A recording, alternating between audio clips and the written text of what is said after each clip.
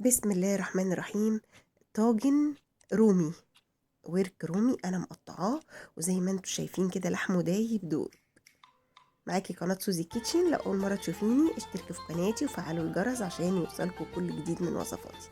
بصي اللحمه بجد دايبه وحلوه قوي، والتتبيله ريحتها تجنن، وطبعا اخدت في الفرن مش وقت كبير. يلا بينا نعرف الطريقه. اول حاجه جبت ورك الرومي وخليت الجزار يقطعهولي كده. طبعا غسلته كويس قوي ونقعته بميه وملح وخل وشويه دقيق، وبحط له شويه كربوناتو او بيكنج باودر شويه كده عشان ما يبقاش فيه ولا زفاره ولا دم ولا اي حاجه. بصي متقطع وكله لحم ازاي، روعه، طريقه جديده وحلوه قوي.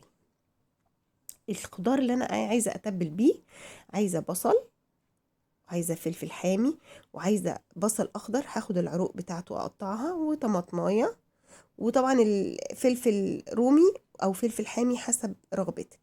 عايزه دبس رمان بيديله مزازه حلوه قوي في التتبيله. اجيب الكبه بتاعتي وهقولك على التوابل اللي انا عايزاها وانا بشتغل. نزلت كل الخضار فيها، ونجيب بقى التوابل نحطها: معلقه فلفل اسود، 7 بهارات، بابريكا، وحبهان مطحون على ورق لوري مطحون، وطبعا الملح بتاعك. تمام كده. حط معلقه توم، وما انساش دبس الرمان اللي قلتلك عليه بيديله مزازه حلوه قوي قوي.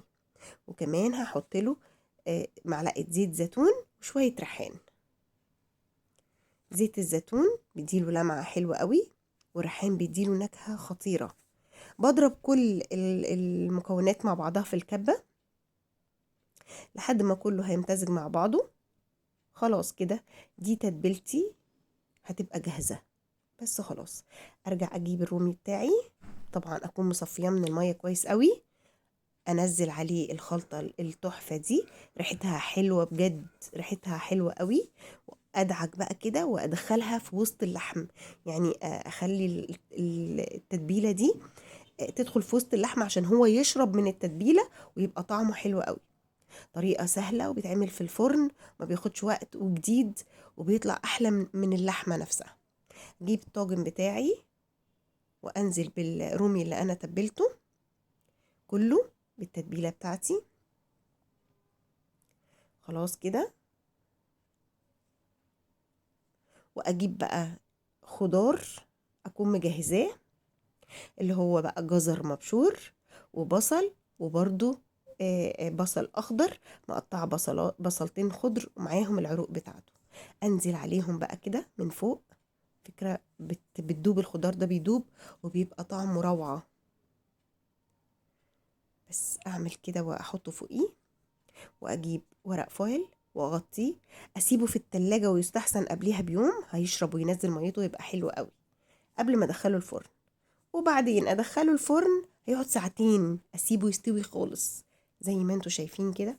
بصوا جماله، انتوا مش متخيلين طبعا. الخضار كله داب واللحمة استوت، بقت طعمها يعني مش عايزة اقولك، وريحتها بجد حلوة قوي، ودايبة دوب، وهو ما بياخدش وقت خالص، وطبعا طعمه خطير. وطريقة جديدة للرومي، عملنا الرومي طبعا في القناة بكذا طريقة، دي طريقة جديدة للورك وهو متقطع. انا عملت معاكم الورك وهو سليم، وعملت الرومي كله وهو سليم. ودي طريقة بقى للورك وهو متقطع، تقدم طاجن حلو جدا، مش هتشبعي منه، مش هتبطلي تعملي الطريقة دي. بصي، واللحمة دايبة وخطير. جربي بجد الوصفة دي وهتعجبك جدا جدا جدا.